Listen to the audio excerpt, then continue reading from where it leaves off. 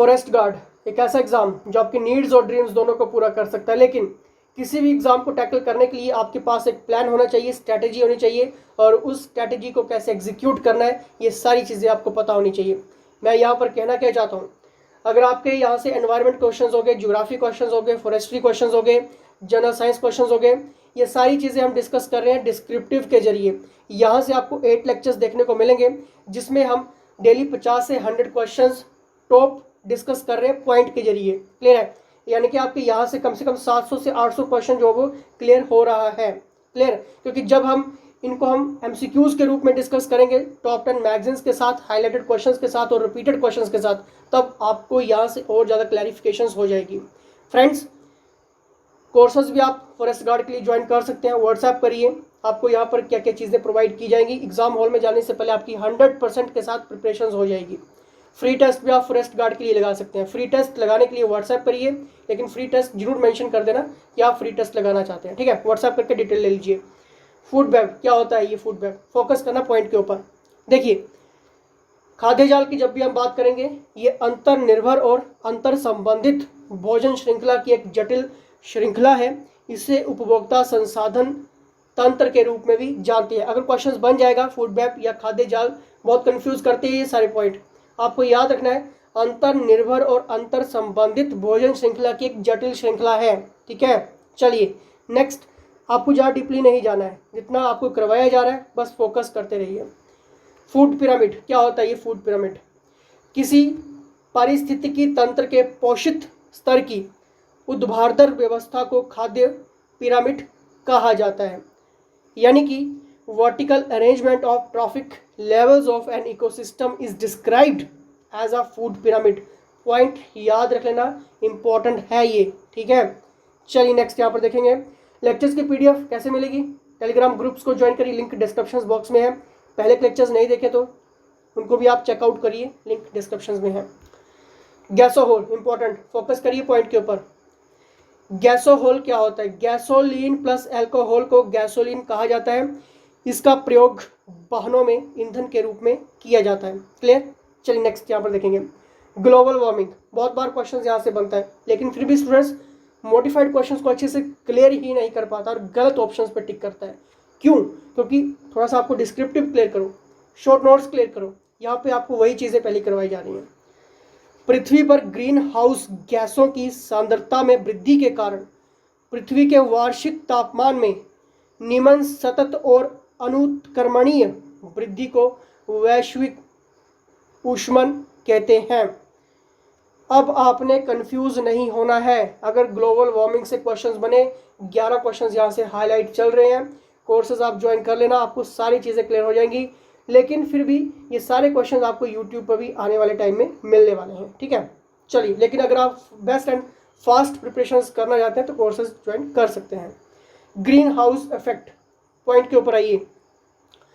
पृथ्वी के अंदर दीर्घ रेडिएशंस वाले स्थानीय विकिरण के अवशोषण के कारण इसके अंदर का तापमान बाहर की तुलना में अधिक गर्म हो जाता है। ये ग्रीन हाउस गैसों के कारण होता है। ग्रीन हाउस इफेक्ट आपको नहीं बोलना है, ये पॉइंट बहुत ही इंपॉर्टेंट है। क्लियर? चलिए नेक्स्ट यहाँ पर देखेंगे। The next point is green house गैसें। फोकस करिए पॉइंट के ऊपर, लेक्चर्स को एंड तक देखिए। आधी अधूरी जानकारी आपका सपना तोड़ सकती है सरकारी नौकरी का, क्योंकि इसमें हम सभी क्वेश्चंस डिस्कस कर रहे हैं। ये सारी चीज़ें इंपॉर्टेंट है।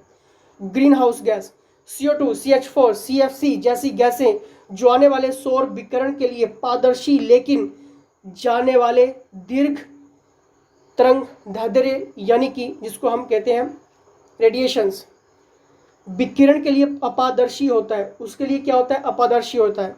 लेकिन जिससे वायुमंडल में हरित गृह प्रभाव होता है, इन्हें हरित गृह गैसें कहते हैं। कंफ्यूज नहीं होना है। ग्रीन हाउस गैसों की जब भी बात करेंगे, CH4, CFC जैसी गैसें जो आने वाले सौर विकिरण के लिए पारदर्शी लेकिन जाने वाले दीर्घ रेडिएशन विकिरण के लिए अपारदर्शी होता है, जिससे वायुमंडल में हरित गृह प्रभाव होता है, इन्हें हरित गृह गैसें कहते हैं। अगर आपके सामने ऑप्शन आ जाएगा तो मैं नहीं समझता कि अब आप गलत करके आओगे, क्योंकि यहाँ पर हम की फैक्ट देख रहे हैं ज़्यादा डिस्क्रिप्टिव में आपको मैं लेकर यहाँ पर नहीं जा रहा हूँ, क्योंकि आपके एग्जाम का जो लेवल कहेगा वही हम डिस्कस कर रहे हैं, ठीक है। नेक्स्ट, लेकिन यहाँ से आप बहुत कुछ सीख भी रही हैं, ठीक है। अगर आप अदर किसी एग्जाम की प्रिपरेशन कर रहे हैं, पुलिस कांस्टेबल क्लर्क जैसे किसी भी एग्जाम की, हिमाचल का कोई भी एग्जाम, बहुत कुछ यहाँ से आप नॉलेज ग्रैब कर रहे हैं। चलिए नेक्स्ट यहाँ पर देखेंगे, ग्रोथ प्राइमरी प्रोडक्टिविटी। देखिए क्या होता है, ये सकल प्राथमिक उत्पाद किसी पारिस्थितिकी तंत्र के एक समयावधि के दौरान संपूर्ण बायोमास और पौधों द्वारा उत्पादित ऊर्जा को सकल प्राथमिक उत्पादकता कहते हैं। और हमने कल बायोमास से रिलेटेड बहुत कुछ डिस्कस कर लिया था, 2 पॉइंट।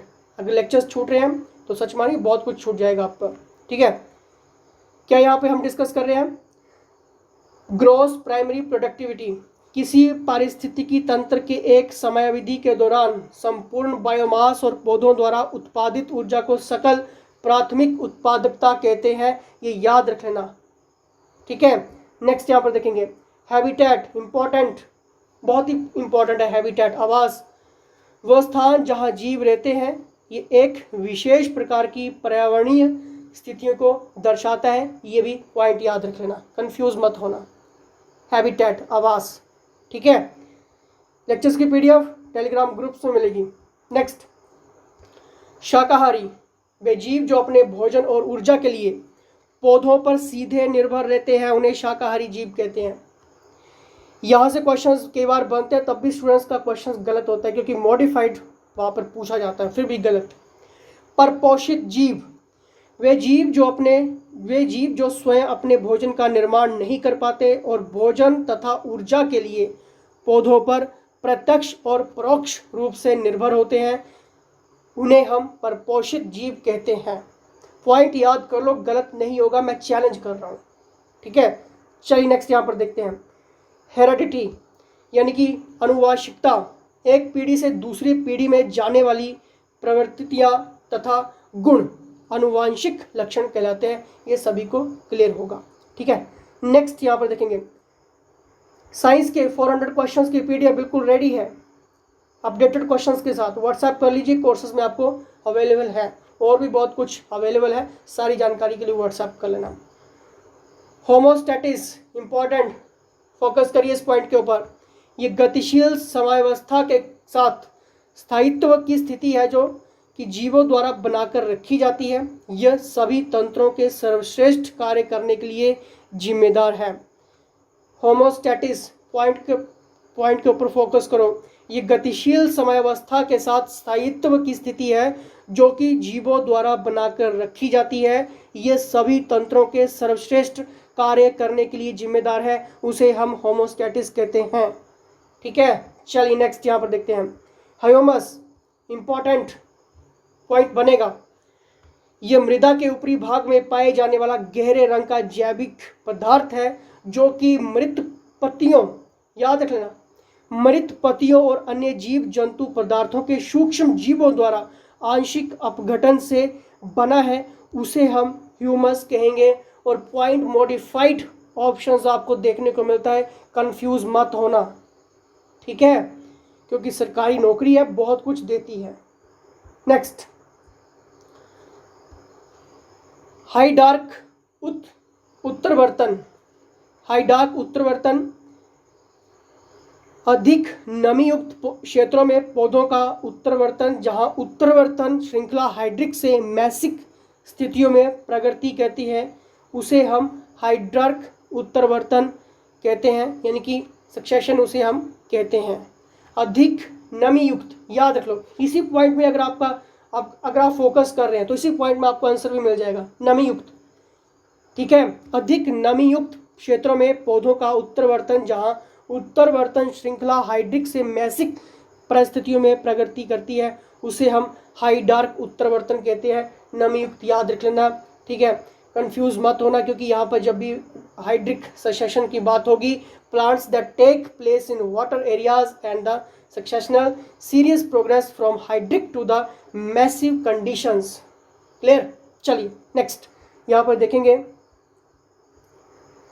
स्थानीय संरक्षण, पौधों और जंतुओं का उनके प्राकृतिक आवास में संरक्षण, इन्हें हम कहेंगे स्थानीय संरक्षण, ठीक है। फोकस करिए, बहुत ही इंपॉर्टेंट है। लेक्चर्स को एंड तक देखिए, अगर बीच में छोड़ के जाओगे मेरा कुछ नहीं जाएगा, ना तो HPG की आपकी टीम का जाएगा, प्रॉब्लम आपको होगी। क्योंकि क्वेश्चंस पेपर में जब क्वेश्चंस देखेंगे तब ये सोचेंगे कि अगर हमने काश पूरा अटेंड कर लिया होता, पॉइंट बनेंगे दोस्तों। कीटनाशक, कृषि उपज को नुकसान पहुंचाने वाले कीड़ों को मारने के लिए प्रयोग किए जाने वाले जितने भी रसायन हैं उन्हें हम कीटनाशक कहते हैं। क्वेश्चन बनता है, फिर भी ऑप्शंस में देखकर कन्फ्यूजन होती है और गलत टिक हो जाता है। कृषि उपज को नुकसान पहुंचाने वाले कीड़ों को मारने के लिए प्रयोग किए जाने वाले जितने भी रसायन हैं उन्हें हम कीटनाशक कहेंगे। ले चल नेक्स्ट, लोटिक पारिस्थितिकी तंत्र, इंपॉर्टेंट। गतिशील जल के साथ ताजे पानी का पारिस्थितिकी तंत्र दोस्तों लोटिक इकोसिस्टम कहता है। लोटिक इकोसिस्टम की जब भी बात होगी, fresh water ecosystem with moving water, ठीक है, ताजे पानी के साथ। क्लियर? चलिए नेक्स्ट यहाँ पर देखते हैं, लैंटिक पारिस्थितिकी तंत्र, स्थिर जल। अब यहाँ पर स्थिर जल के साथ ताजे पानी का पारिस्थितिकी तंत्र, उन्हें हम कहेंगे लैंटिक पारिस्थितिकी तंत्र इकोसिस्टम। और लोटिक मैंने आपको क्लियर करवा दिया, गतिशील जल के साथ ताजे पानी का पारिस्थितिकी तंत्र, उसे हम कहेंगे लोटिक इकोसिस्टम। क्लियर? चलिए नेक्स्ट यहाँ पर देखते हैं, लिथोस्फीयर, इंपॉर्टेंट, फोकस करिए इस पॉइंट के ऊपर। लिथोस्फीयर, स्थलमंडल, पृथ्वी की सबसे ऊपरी परत जिसमें क्रस्ट, जिसे हम भूपर पट्टी, और ऊपरी मेंटल भाग शामिल है, उसे हम कहेंगे लिथोस्फीयर, स्थलमंडल। क्लियर? चलिए नेक्स्ट यहाँ पर देखते हैं, परस्परवाद, ये जीवों के लिए एक प्रतीकात्मक संबंध है जिसमें दोनों लाभान्वित होते हैं, उसे हम कहते हैं परस्परवाद। और ये पॉइंट अभी ट्रिब्यून में हाईलाइट हुआ है, ठीक है। चलिए नेक्स्ट यहाँ पर देखते हैं, और एग्जामिनर के ये सारे क्वेश्चंस आपके एग्जाम में बनेंगे, जरूरी नहीं कि आपके एग्जाम में सारे पॉइंट बन जाए, लेकिन कम से कम 8 लेक्चर्स और कम से कम 700-800 पॉइंट डिस्कस करेंगे। चैलेंज तो है ना कि एक भी क्वेश्चन नहीं छूटेगा।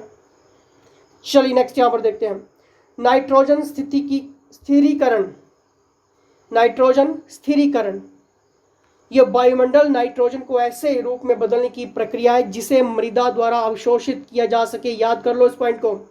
जैसे अमोनिया को नाइट्रोजन स्थिरीकरण की मदद से अवशोषित किया जाता है, जैसे अमोनिया को नाइट्रोजन स्थिरीकरण की मदद से अवशोषित किया जाता है। नाइट्रोजन स्थिरीकरण एक वायुमंडल नाइट्रोजन को ऐसे रूप में बदलने की प्रक्रिया है जिसे मृदा द्वारा अवशोषित किया जा सके, ठीक है, मृदा द्वारा, यानी कि द सॉइल लाइक अमोनिया, ठीक है, नाइट्रोजन फिक्सेशन। चलिए नेक्स्ट यहाँ पर देखते हैं, इसलिए हिंदी और इंग्लिश दोनों में है ताकि कंफ्यूजन ना हो।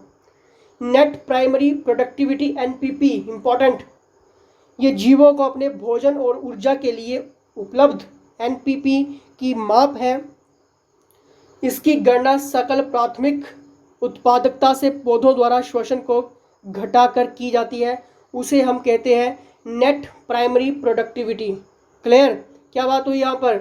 इसकी जो कैलकुलेशन है वो कैसे की जाती है?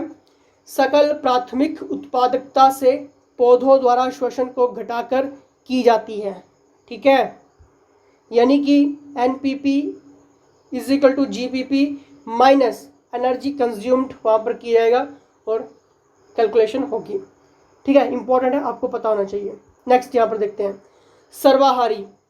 सर्वाहारी क्या होता है? देखिए, जंतु जो भोजन और ऊर्जा जरूरतों के लिए सभी पौधे एवं जंतु दोनों का भक्षण करते हैं, उन्हें सर्वाहारी कहते हैं। ये तृतीय उपभोक्ता होते हैं सर्वाहारी। जंतु जो भोजन और ऊर्जा जरूरतों के लिए सभी में आपके पौधे और जंतु दोनों का भक्षण करते हैं, उन्हें सर्वाहारी कहते हैं। ये तृतीय उपभोक्ता होते हैं, ठीक है। चलिए नेक्स्ट पॉइंट के ऊपर हम डिस्कस करेंगे, सर्वव्यापी जैव विविधता। पौधों और जंतुओं की प्रजातियां और उप प्रजातियां जो कि एक बड़े भाग तथा विविध भौगोलिक क्षेत्रों में फैली होती है, उसे हम सर्वव्यापी जैव विविधता का निर्माण करते हैं।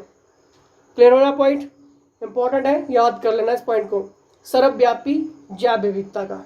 ठीक है, क्वेश्चंस बनेंगे। नेक्स्ट, सर्वव्यापी जैव विविधता पौधों और जंतुओं की प्रजातियां और उप प्रजातियां जो कि एक बड़े भाग तथा विविध भौगोलिक क्षेत्रों में फैली होती है, सर्वव्यापी जैव विविधता का निर्माण करती हैं। सर्वव्यापी। ठीक है, चलिए नेक्स्ट यहाँ पर देखते हैं। निलंबित कण, वायु में निलंबित कण ठोस अथवा द्रव होते हैं, उसे हम निलंबित कण कहते हैं। ठीक है, नेक्स्ट देखते हैं। प्राजीविता क्या होता है? ये एक प्रकार का सहसंबंध है जिसमें एक जीव को नुकसान और दूसरे जीव को लाभ होता है। उदाहरण, मानव यकृत कृमि एक टेट्रामोड परजीवी है। ट्रिमाटोड परजीवी है। प्राजीविता एक प्रकार का सहसंबंध जिसमें एक जीव को नुकसान और दूसरे जीव को लाभ होता है। अगर आप इतना भी याद कर लोगे, इतना भी रट लोगे इस पॉइंट को, क्वेश्चंस मॉडिफाइड भी होगा, ऑप्शंस मॉडिफाइड भी होगा, तब भी आपके पास आंसर होगा इस चीज का। ठीक है, चलिए नेक्स्ट।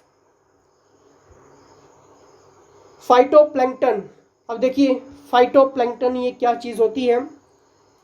समुद्री पारिस्थितिकी तंत्र। अगर आपने ये भी वर्ड याद कर लिया, समुद्री पारिस्थितिकी तंत्र, ऑप्शंस देखोगे, ऑप्शंस चाहे जैसा मर्जी होगा तब भी आपके पास आंसर होगा, क्योंकि हमें पता लग गया है कि इसी से रिलेटेड कुछ है।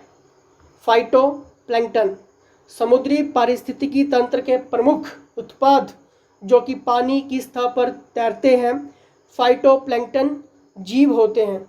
ये परावैंगनी प्रभाव के प्रति अत्यधिक संवेदनशील होते हैं, उन्हें हम फाइटोप्लैंक्टन कहते हैं। क्लियर? नेक्स्ट यहाँ पर देखेंगे पायोनियर प्रजाति। वे प्रजातियाँ जो कि किसी खाली क्षेत्र पर हमला करती हैं, उन्हें हम पायोनियर प्रजाति कहते हैं। क्लियर? नेक्स्ट यहाँ पर देखेंगे पोलर वोर्टेक्स, यानी कि वायुमंडल में बादल, उसे हम कहेंगे पोलर वोर्टेक्स। कंफ्यूज नहीं होना है, क्वेश्चंस बनता है। ठीक है, नेक्स्ट उत्तरजीविता की प्रक्रिया क्या है? ये किसी पारिस्थितिकी तंत्र में पादप समुदाय में एक क्रमिक दिशात्मक परिवर्तन की प्रक्रिया को उत्तरजीविता कहते हैं। यहाँ उत्पादकों का एक समूह दूसरे उत्पादक समूह द्वारा परिवर्तित हो जाता है, उसे हम उत्तरजीविता की प्रक्रिया कहते हैं। एमसीक्यूज बनेंगे यहाँ से। नेक्स्ट यहाँ पर देखते हैं प्राथमिक प्रदूषक। वे प्रदूषक दो वायुमंडल में सीधे निर्मित अथवा मुक्त होते हैं, जैसे NO2, SO2। ठीक है, उन्हें हम प्राथमिक प्रदूषक प्राइमरी पॉल्यूटेंट्स कहते हैं। चलिए नेक्स्ट यहाँ पर देखते हैं द्वितीयक प्रदूषक। वे प्रदूषक जो प्राथमिक प्रदूषकों से मिलकर बनते हैं द्वितीयक प्रदूषक कहलाते हैं, जैसे पैन, नाइट्रिक अम्ल इत्यादि। ठीक है, द्वितीयक प्रदूषक वे प्रदूषक जो प्राथमिक प्रदूषकों से मिलकर बनते हैं। आपको याद रखना ये पॉइंट। ठीक है, चलिए नेक्स्ट यहाँ पर देखते हैं शहरी समुदायों का अनुक्रम जो किसी दिए गए क्षेत्र में निरंतर परिवर्तित हो जाती है या होती जाती है, उसे हम शहरी कहते हैं, और ये आपको पॉइंट याद करना है। ठीक है, नेक्स्ट यहाँ पर देखते हैं सैप्रोटॉप्स। क्या होता है ये सैप्रोटॉप्स? दोस्तों सैप्रोटॉप्स वे जीव हैं जो अपनी भोजन और ऊर्जा जरूरतों को मृत कार्बनिक पदार्थों अथवा डेट्रियस को अपघटित करके प्राप्त करते हैं, उसे हम सैप्रोटॉक्स कहते हैं। इंपॉर्टेंट पॉइंट है, याद कर लेना। नेक्स्ट यहाँ पर देखते हैं समुद्री जल स्तर में वृद्धि। अब देखिए इसको हम क्या कहते हैं? माध्यम समुद्री जल स्तर में धीमी, सतत और अनुक्रमणीय वृद्धि तटों और द्वीपों का हमेशा के लिए जगमगन हो जाने का समुद्री जल स्तर वृद्धि के रूप में परिभाषित करते हैं। आपको पॉइंट याद रखना है।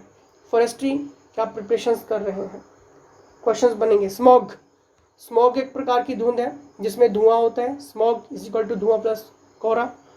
ठीक, प्रजातियां जीवों का समूह जो लंबे समय और अंतराल के बाद अंतर प्रजनन कर सकता है, उसे हम प्रजातियां कहते हैं। नेक्स्ट, खड़ी फसलें। खाद्य पिरामिड में किसी खास पोषण स्तर का जीवित द्रव्यमान, उसे हम खड़ी फसलें यहाँ पर कहेंगे स्टैंडिंग क्रॉप। खाद्य पिरामिड में, याद कर लो, खाद्य पिरामिड में किसी खास पोषण स्तर का जीवित द्रव्यमान। ठीक है। नेक्स्ट यहाँ पर देखेंगे स्टैंडिंग स्टेट। मृदा में किसी दिए गए समय में उपस्थित पोषक तत्वों जैसे नाइट्रोजन, फास्फोरस आदि को स्टैंडिंग स्टेट कहा जाता है। क्लियर। नेक्स्ट, स्थिर अवस्था, गतिशील, साम्यावस्था। यह संतुलन के साथ पारिस्थितिकी स्थायित्व का एक नाम है, उसे हम कहेंगे स्थिर अवस्था, गतिशील, साम्यावस्था। नेक्स्ट, स्टेनोफेजिक। क्या होता है ये? पौधे और जंतु जिनमें भोजन के लिए सहनशीलता सीमा बहुत संकीर्ण है, उसे हम कहेंगे स्टेनोफेजिक। क्लियर। चलिए नेक्स्ट यहाँ पर देखते हैं स्टेनोहाइड्रिक। वे पौधे और जंतु जिनमें पानी के लिए सहनशीलता सीमा बहुत संकीर्ण होती है, उन्हें हम कहेंगे स्टेनोहाइड्रिक। बहुत सारे पॉइंट्स निकल के आ रहे हैं, फोकस करो। नेक्स्ट यहाँ पर देखते हैं स्टेनोहाइड्रिक, स्टेनोथर्मिक। यहाँ पे दोस्तों स्टेनोथर्मिक होगा, ठीक है, स्टेनोथर्मिक, क्लियर कर लेना। स्टेनोथर्मिक, वे पौधे और जंतु जिनमें पानी के लिए सहनशीलता सीमा बहुत संकीर्ण होती है, उन्हें हम स्टेनोथर्मिक कहते हैं। वे पौधे और जंतु जिनमें पानी के लिए सहनशीलता सीमा बहुत संकीर्ण होती है, उन्हें हम स्टेनोथर्मिक कहते हैं। और हमने ऊपर क्या देखा था?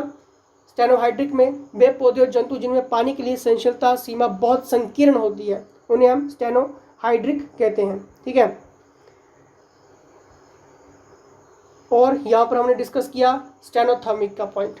ठीक है।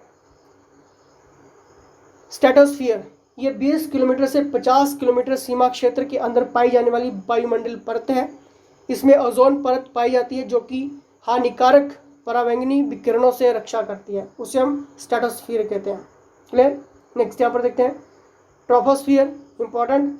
यह पृथ्वी की सतह से 20 किलोमीटर की ऊंचाई तक वायुमंडल की सबसे निचली परत है। यह परत सभी मौसम एवं जलवायु परिस्थितियों के लिए जिम्मेदार वायु मिश्रण का एक क्षेत्र है, उसे हम कहेंगे ट्रोपोस्फीयर। कंफ्यूज नहीं होना है, क्वेश्चंस बनेंगे यहाँ से। नेक्स्ट, वनस्पतिक चरमोत्कर्ष यानी कि क्लाइमैक्स।